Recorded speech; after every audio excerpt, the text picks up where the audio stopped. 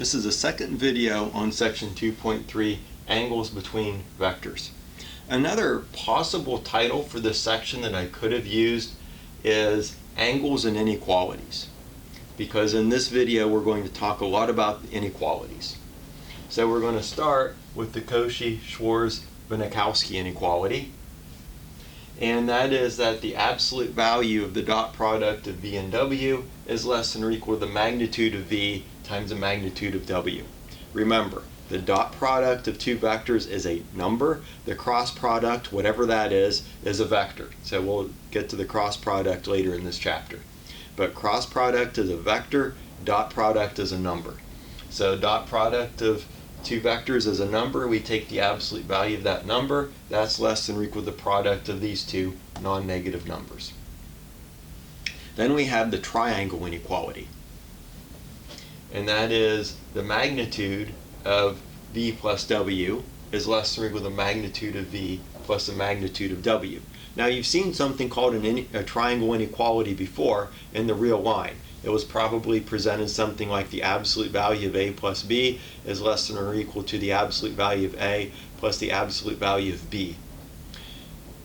That is actually can be considered a corollary of this. If you think about it, the real line, you can just call that V1. So remember, V2's the two-dimensional vectors, V3 is the three-dimensional vectors, in general Vn is the n-dimensional vectors. A real number can be thought of as a one-dimensional vector. And so you think about what we're doing here, then we get the usual triangle inequality from just the real line. Now, the last thing I want to talk about from this section is the direction angles and the direction cosines. Before we talk too much about it, let me just sort of set the stage here. Our vector V, we're going to write it in component form, V1, V2, V3. And remember what the standard unit vectors are, I, J, and K. So in R3 we have, this is I, or in V3, we have I, J, and K. Now, according to the cosine formula, so what are the direction angles and the direction cosines? The angles are the angles that the vector makes with I, J, and K, and the angles between 0 and pi. And the direction cosines are just the cosines of the direction angles. So by the cosine formula, cosine of alpha is a dot product of V with I divided by the magnitude of V times the magnitude of I.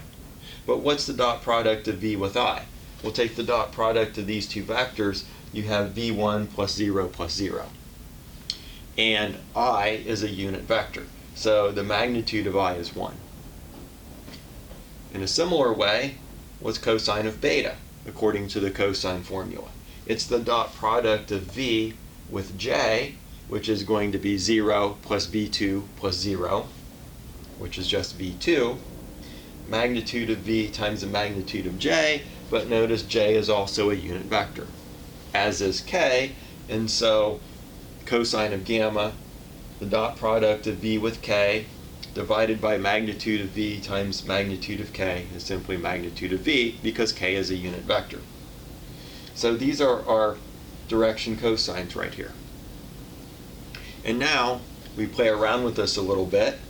We take the sum of the squares of the direction cosines, and that's equal to 1. The algebra of that is justified in your notes. So I didn't write it on the board here, but please refer to your notes and you'll see why this is true. Basically, it uses this. But the details are given in your notes. Also, do a little bit of algebra here. Take this equation and multiply both sides by magnitude of V. What happens? Magnitude of V times cosine of alpha is equal to V1. With the second one right here, multiply both sides by magnitude of V, and magnitude of V times cosine of beta is equal to V2, and in a similar way, magnitude of V times cosine of gamma is equal to V sub 3.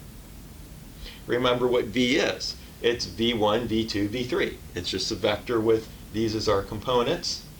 We've solved for those in terms of v and our direction cosines, so we simply substitute right here.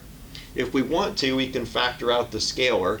Magnitude of v is just a number, so this is just a scalar multiple of a vector. Remember what we talked about in the first section of vectors. Vectors have direction and they have length, or they have direction and magnitude. This vector is defined entirely in terms of its direction angles, well, the direction cosines, which are the cosines of the direction angles, and the magnitude of v. So here's a vector. It has magnitude and it has direction.